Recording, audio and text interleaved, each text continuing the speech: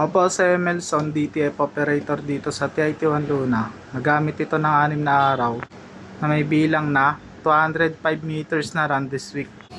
Ito naman po ang aking printed head area. Ang huling palit ng color nung July, yung white ng August. Same lang sila na palitan ng damper. Ang capping na may 90% good condition pa. Head clean.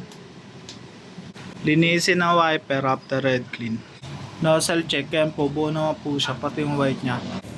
Ang waste tank tinispose ng Sabado, ABR, tsaka ground wire, nakadikit naman po sa pader. Ang ink system, tama lang ang label.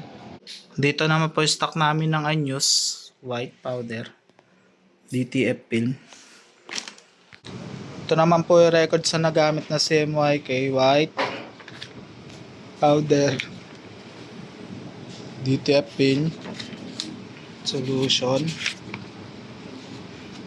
yellow, magenta, cyan, daily week checklist, daily output records. Wala naman kaming in-house order.